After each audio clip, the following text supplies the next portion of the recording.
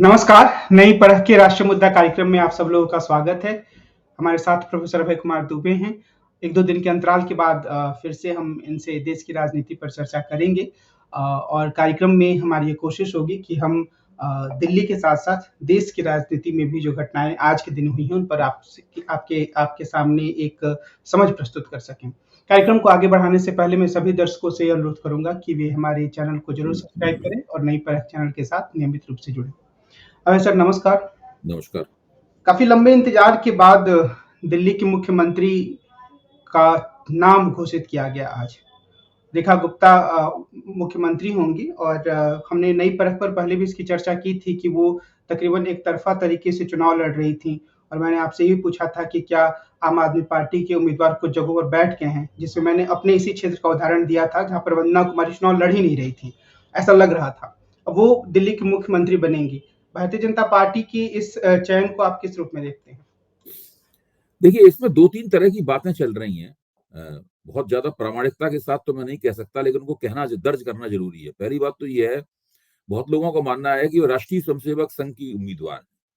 राष्ट्रीय स्वयंसेवक संघ ने उनका नाम सुझाया है और देर भी इसीलिए लगी नरेंद्र मोदी को उसे स्वीकार करने में कि वही लोग भी उसके ऊपर ऊहा-पोह में थे कि इस नाम को स्वीकार करें या ना करें। तो एक तरह की कुछ जद्दोजहद भी चली होगी, लेकिन अंततः मोदी और शाह को वो नाम स्वीकार करना पड़ा, रेखा गुप्ता का। मुझे तो ये एक बहुत फीकी पसंद लग रही है।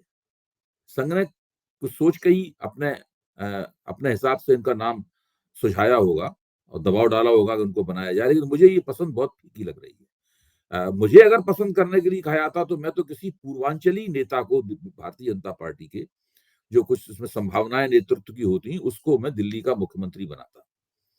भारतीय जनता पार्टी पिछले 6 चुनाव जो हारी है दिल्ली के अंदर, वो इसलिए हारी है कि वो दिल्ली के अंदर एक डेमोग्राफिक चेंज हुआ, आबादी मूलक परिवर्तन हुआ और भारतीय जनता पार्टी का संगठन और जनाधार जो है उस परिवर्तन को कभी ठीक से संबोधित नहीं कर पाया, उसके अनुकूल नहीं बन पाया। तो पूर्वांचलियों ने भाजपा को अपनी पार्टी माना नहीं कभी। इस बार मौका था जो भारतीय जनता पार्टी इस काम को कर सकती। दूसरा तरीका हो सकता था कि दिल्ली के देहात में और दिल्ली के आसपास के इलाके में जो जाट मतदाताओं का प्रभुत्व है, जाट मतदाता बड़े पैमाने पे हैं और वो भाजपा से आजकल खुश नहीं है। ना हरियाणा के जाट खुश हैं, ना पश्चिमी दिल्ली के जाट खुश हैं। दिल्ली के जाटों ने पहली बार वोट दिया, इससे पहले वो नहीं देते थे भारतीय जनता पार्टी को उस तरह से वोट। और राजस्थान के जाट भी भाजपा से खुश नहीं है। पंजाब के जाट सिख भी भाजपा से खुश नहीं है। तो ऐसी स्थिति में अगर किसी जाट को भाजपा मुख्यमंत्री बनाती, उनके पास 2 जाट नेता थे, प्रवेश वर्मा जिनको उप मुख्यमंत्री बना रही है वो, और कैलाश गहलोत, वो आम आदमी पार्टी से जो आए हैं। तो अगर जाट को मुख्यमंत्री बनाती तो उनको बीच में भी एक संदेश जा सकता था। अच्छा, अब उसमें एक कुछ और भी पहलू हैं जिनके ऊपर सोचना चाहिए। जो मौजूदा उपराज्यपाल हैं, उनका कार्यकाल समाप्त होने वाला है। उनको जो मकसद से भेजा गया था कि उन्हें आम आदमी पार्टी की सरकार को तबाह और बर्बाद कर देना है, निष्क्रिय कर देना है, उस काम में वो पूरी तरीके से कामयाब रहे। तो उस लिहाज से उन्हें पुरस्कृत किया जाना चाहिए। तो पुरस्कार 2 तरह के हो सकते हैं, या तो उन्हें दोबारा दिल्ली का उपराज्यपाल बना दिया जाएगा नए कार्यकाल के लिए, या उन्हें पदोन्नति करके पूर्ण राज्यपाल बना के किसी प्रदेश में भेज दिया जाएगा। देखिए क्या होता है। बहरहाल अब ये रेखा गुप्ता को जो भी राज्यपाल हो उसके साथ में तालमेल करके तकरीबन उसकी ताबेदारी स्वीकार करते हुए अपना मुख्यमंत्रित्व चलाना होगा। केजरीवाल इस ताबेदारी को स्वीकार करने से इनकार करते थे। उन्होंने लगातार इसके खिलाफ संघर्ष किया, अदालत में गए, लंबा इंतजार किया, लंबी लड़ाई लड़ी, सुप्रीम कोर्ट ने उनके पक्ष में फैसला दिया, लेकिन केंद्र सरकार ने उस फैसले को पलट दिया और आज स्थिति यह है कि दिल्ली में चुना हुआ मुख्यमंत्री नहीं, बल्कि दिल्ली का नियुक्त किया गया उपराज्यपाल है, वो दिल्ली का शासक है। क्या हम ये माने कि आरएसएस की जो दखलंदाजी है, वो एक तरीके से अभी भी नरेंद्र मोदी और अमित शाह के प्रभाव को थोड़ा कम कर देती है, अगर आप जिस तरीके से प्रस्तुत कर रहे हैं वो बात सही है तो? देखिए, राष्ट्रीय स्वयंसेवक संघ तो इस वक्त जिस तरह के मूड में है, वो मूड है ही इस तरह का कि वो हर बात में दखलंदाजी कर रहा है। इससे पहले कि नरेंद्र मोदी और भारतीय जनता पार्टी में कोई किसी जीत का श्रेय ले, राष्ट्रीय स्वयंसेवक संघ और आगे बढ़कर उस जीत का श्रेय ले लेता है। यहाँ तक दिल्ली की जीत का श्रेय मैं भी आरएसएस की तरफ से प्रचार मैंने पढ़ा भी है, प्रचार किया जा रहा है कि भाई वो राष्ट्रीय स्वयंसेवक संघ का मास्टर स्ट्रोक था दिल्ली जीत के पीछे, जिसको पंच परिवर्तन बोलते हैं। उन्होंने पंच परिवर्तन करके तमाम घरों घरों में अपने स्वयंसेवकों को भेजा, उन्होंने एक एक जगह जाके प्रचार किया, लोगों से बातचीत की। तो इस तरह की तमाम बहुत सी बातें संघ की तरफ से प्रचारित की जा रही हैं। तो संघ ने हरियाणा चुनाव की जीत का खुल के श्रेय लिया, महाराष्ट्र चुनाव की जीत का खुल के श्रेय लिया, और दिल्ली चुनाव की जीत का भी वो खुल के श्रेय ले रहा है। महाराष्ट्र में देवेंद्र फडणवीस को मुख्यमंत्री बनाए रखने के लिए संघ का बहुत दबाव था, और ये बात छुपी हुई बात नहीं है कि अमित शाह देवेंद्र फडणवीस को मुख्यमंत्री नहीं बनाना चाहते थे, लेकिन राष्ट्रीय स्वयंसेवक संघ का दबाव इतना जबरदस्त था कि उनको चुनाव मुहिम के दौरान ही मान लेना पड़ा, मोदी और उनको दोनों को, कि फडणवीस को ही मुख्यमंत्री बनाया जाएगा। तो संघ का तो बहुत जबरदस्त दबाव है, और मेरा मानना है कि जिस दिन जगत प्रकाश नड्डा अध्यक्ष पद से हटेंगे और नया अध्यक्ष बनेगा, उस दिन ये तकरीबन तय हो जाएगा कि भारतीय जनता पार्टी के ऊपर भारतीय जनता पार्टी की लगाम किसके हाथ में होगी। ये नरेंद्र मोदी और ये अमित शाह, वो नरेंद्र मोदी और अमित शाह नहीं है जो पिछले 10 साल में थे। पिछले 10 साल में ये संघ के दबाव से स्वतंत्र थे, और बहुत बार संघ के दबाव का मुकाबला सफलतापूर्वक कर पाए थे। और ये एक तरह से भाजपा की राजनीति में बहुत बड़ी बात होती है कि संघ के दबाव के बावजूद आप कोई काम ना करें। ऐसा काम वो कर पाए थे, लेकिन अब इनके लिए ऐसा करना बिल्कुल नामुमकिन हो गया है।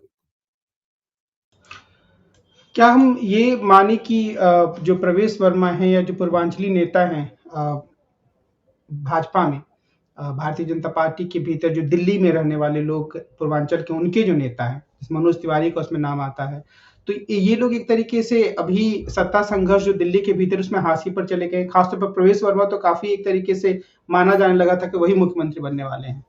नहीं, प्रवेश वर्मा को थोड़ी सी क्षतिपूर्ति उनकी हुई है, उनको उप मुख्यमंत्री बनाने की घोषणा हुई है प्रवेश वर्मा को। जो पुराने लोग थे, जो लगातार आम आदमी पार्टी की आंधी में भी चुनाव जीतते रहे, जैसे विजेंद्र गुप्ता, उनको विधानसभा का अध्यक्ष बनाया गया है, अध्यक्ष बनाया जाएगा। तो कुछ ना कुछ तो क्षतिपूर्ति हुई है, ऐसी बात नहीं है। प्रवेश वर्मा अरविंद केजरीवाल के मुकाबले जरूर बहुत कम मतों से चुनाव जीत गए, और उनको कैसे कैसे चुनाव जिताया गया वो सारी कहानी हम लोगों को पता है।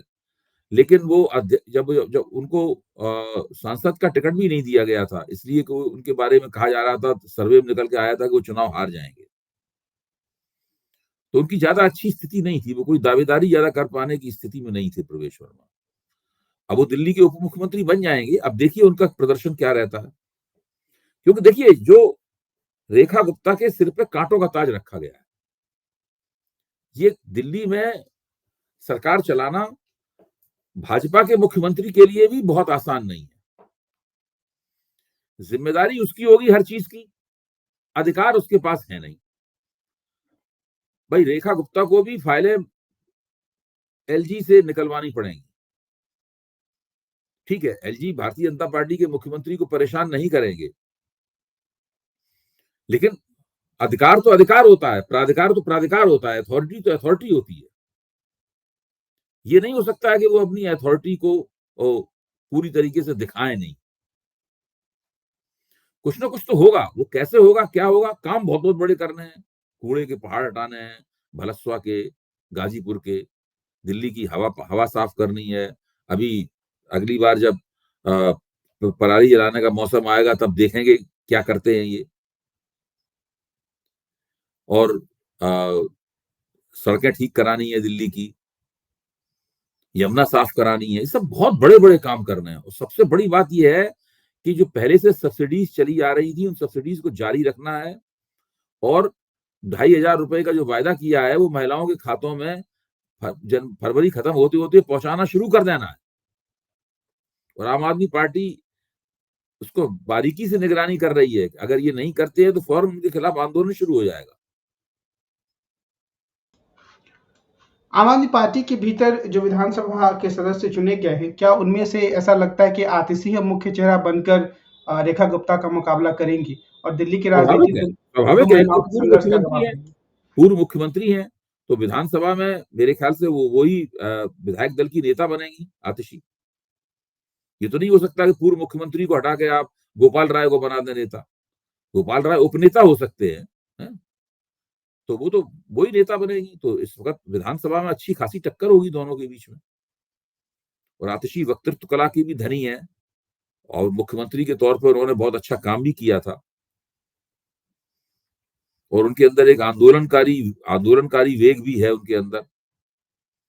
तो अगर भाजपा काम नहीं कर पाई, दिल्ली में वायदे पूरे नहीं कर पाई, तो दिल्ली में जबरदस्त जन आंदोलन होगा, मेरा मानना है। सड़कों पे आएगी आम आदमी पार्टी निकल के।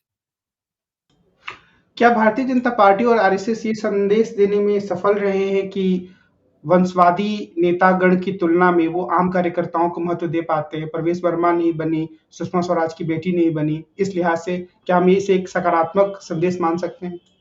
नहीं, ऐसा तो कोई संदेश नहीं निकलता इससे। भाई प्रवेश वर्मा नहीं बने तो उन्हें उप मुख्यमंत्री क्यों बनाया गया? अगर यही संदेश देना था आपको तो फिर तो वो विधायक चुन गए थे, ठीक बात थी बस। तो ऐसी बात नहीं है।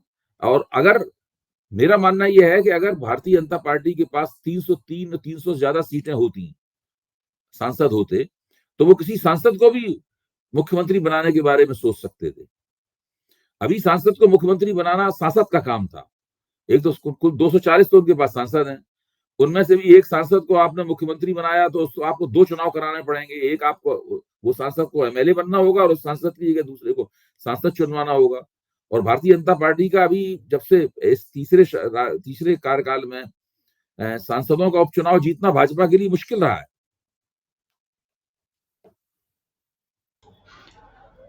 दो चीजें और है जिस पर मैं आपसे बातचीत करना चाह रहा था। एक नए मुख्य चुनाव आयुक्त की जो नियुक्ति हुई है, उसमें राहुल गांधी अपना विरोध पत्र या डाइसेंट लेकर आए हैं। इस पूरी घटनाक्रम को हम कैसे देखें कि क्या ये एक तरीके से मोदी सरकार की मनमानी को दिखाता है कि वो सर्वोच्च न्यायालय के फैसले का इंतजार नहीं कर पाए, या अब इसे एक रूटीन मामले के रूप में देश ने स्वीकार कर लिया कि ऐसी ही चीजें चलेंगी? देखिए, ये चीजें हम लोग मुहावरे में कहते हैं कि देश स्वीकार या अस्वीकार करेगा। असल में इन बातों के ऊपर कोई बहुत बड़ा जनमत कभी नहीं बनता। ये लोग तो जो लोकतंत्र की बहस करते हैं, लोकतंत्र की क्वालिटी चेक करते रहते हैं लगातार, लिटमस टेस्ट करते रहते हैं, ये उनके बीच में चर्चा का केंद्र बनता।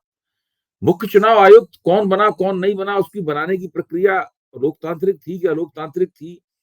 सरकार ने अपने किसी प्यादे को मुख्य चुनाव आयुक्त बना दिया, ये निष्पक्ष रहेगा कि नहीं रहेगा, इसके आधार पर लोग वोट नहीं देने वाले। ये हम लोगों के बीच में चर्चा चलेगी किस तरीके से लोकतांत्रिक संस्थाओं पर कब्जा किया जा रहा है, उनका बेजा इस्तेमाल किया जा रहा है, अपने लोग उसमें चिपकाए जा रहे हैं ताकि वक्त रहते हुए उनका फायदा उठाया जा सके। ये बहस जो है ये चर्चा जो है इस दर्जे की चर्चा है।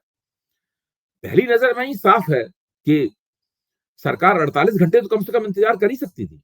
राहुल गांधी ने यही तो मांगा था, वे 48 घंटे रुक जाइए, सुप्रीम कोर्ट को फैसला देना है अपना, सुप्रीम कोर्ट फैसला दे देगा तो आप उसके बाद कर लीजिएगा।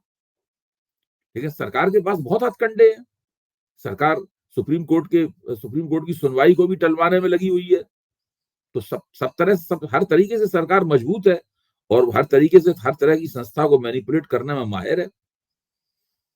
इस तरह की सरकार जिसने इस टेक्नोलॉजी पे हाथ साफ कर लिया हो कि हर काम वो इस तरह ये दावे के साथ कहेगी कि वो कानून के मुताबिक कर रही है, लेकिन उससे लोकतंत्र की क्वालिटी बढ़ने की बजाय गिरेगी। ये जो पूरा हथकंडा है, ये इसी सरकार के कार्यकाल में देखा गया है।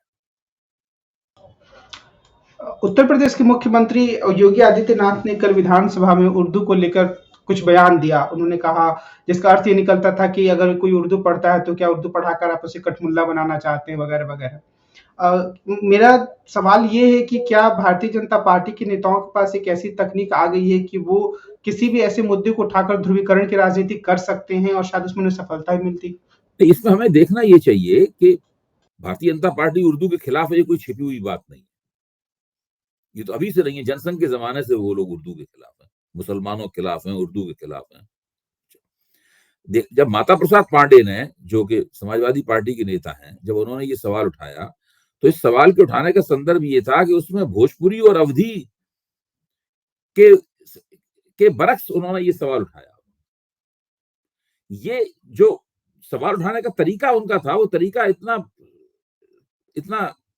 कुशल नहीं था, मैं मानता हूं। इसमें बहुत राजनीतिक कुशलता इसके पीछे नहीं थी। तो इससे योगी आदित्यनाथ को उन पे हमला करने का और ज्यादा मौका मिल गया। मतलब वो कह रहे थे कि अगर ये करना है तो ये भी कीजिए। उसमें भारतीय जनता पार्टी हमेशा संस्कृत बनाम उर्दू करती थी, लेकिन जिस तरह से समाजवादी पार्टी ने सवाल उठाया, उससे क्या हुआ कि जो जनभाषाएं, जो देश भाषाएं हैं, अवधी और भोजपुरी, उसके बनाम उर्दू हो गया। मतलब तो इस तरह सवाल उठाने से पहले खूब सोच समझ के बात उठानी चाहिए। चाहती नहीं रही होगी समाजवादी पार्टी कोई अवधी और भोजपुरी के खिलाफ थोड़ी ना है, लेकिन जिस तरह सवाल उठाया उससे ये बात इस तरह की बन गई। एक आखिरी सवाल नरेंद्र मोदी की स्टाइल की जो राजनीति उसके बारे में, कि एक तरीके से जो दिल्ली में मुख्यमंत्री कौन होगा इसका फैसला करने में जिस तरीके से देरी की गई, और अभी जिस तरीके से तामझाम के साथ शपथ ग्रहण समारोह की पूरी योजना बनाई जा रही है, क्या हम ये कहें कि इवेंटबाजी जो नरेंद्र मोदी जी की पहचान है उसकी फिर से वापसी हो रही है? अब धीरे धीरे कुछ ना कुछ देखने को नहीं, मिलेगा। वो तो देखिए, वो तो इवेंटबाजी तो जारी रहेगी, और उसमें राष्ट्रीय स्वयंसेवक संघ भी उसमें शामिल है। वहां पे जो नरेंद्र मोदी जिस तरह एक भव्य तरीके से हर चीज को एक इवेंट में बदल देते हैं, इसमें संघ का कोई विरोध नहीं है। आप देखिए ना, जो राम जन्मभूमि का, रामलला के मंदिर की जो प्राण प्रतिष्ठा हुई थी, वो तो मेरे ख्याल से बहुत बड़ा इवेंट मेकिंग का एक बहुत बड़ा कारनामा था भारतीय जनता पार्टी को, नरेंद्र मोदी का। उसमें संघ के सरसंचालक की भागीदारी किस तरह की थी, आपने देखा, सक्रिय भागीदारी थी उसमें पूरी तरीके से, और संघ पूरी तरीके से गदगद था उसमें, और पूरी तरह से हिस्सेदार था उसमें। तो इवेंटबाजी में तो मेरे ख्याल से संघ भी पीछे नहीं है। संघ भी चाहता है कि इस तरीके से समारोह पूर्वक सारी बातें हों, सारे काम हों। तो दोनों लोगों में विरोध किस बात पर है? क्या एक व्यक्तिगत पसंद और नापसंद की बात है? नहीं, विरोध है भारतीय जनता पार्टी के संगठन पर किसका कब्जा होगा, भाजपा के संगठन की लगाम किसके हाथ में रहेगी, ये है सबसे बड़ा प्रश्न। दोनों के बीच में जद्दोजहद है, वो इस बात को लेकर है। भाजपा के कार्यकर्ता किसकी बात मानेंगे? संघ का मानना यह है कि भारतीय जनता पार्टी के तमाम संगठन मंत्री उसके प्रचारक हैं, तो संघ का हाथ उसमें ऊपर रहना चाहिए। भाई कायदे से देखा जाए तो नरेंद्र मोदी भी प्रचारक हैं, अमित शाह भी प्रचारक हैं, ये दोनों भी संघ की कतारों से निकल के आए हैं। अगर संघ ने नरेंद्र मोदी को किसी जमाने में भाजपा में काम करने नहीं भेजा होता, तो आज नरेंद्र मोदी राष्ट्रीय स्वयंसेवक संघ में काम कर रहे होते। क्या अमित शाह भी नरेंद्र मोदी की तरह प्रचारक रहे हैं? हाँ, सब लोग संघ में रहे हैं, सारे संघ के स्वयंसेवक हैं। नरेंद्र मोदी ज्यादा बड़े प्रचारक रहे हैं, अमित शाह गुजरात स्तर पर रहे हैं, नरेंद्र मोदी राष्ट्रीय स्तर पर शुरू से सक्रिय रहे हैं। हम अपनी बातचीत को इसी बिंदु पर विराम देते हैं। हम कल फिर मिलेंगे और देश की राजनीति के बारे में अभय जी से बातचीत करेंगे। कार्यक्रम को मैं समाप्त करूं इसके पहले मैं सभी दर्शकों से एक बार फिर से कहूंगा कि वे नई परख के साथ नियमित रूप से जुड़ें और इस चैनल को सब्सक्राइब करें। आज की बातचीत के लिए सर आपको बहुत धन्यवाद। नमस्कार।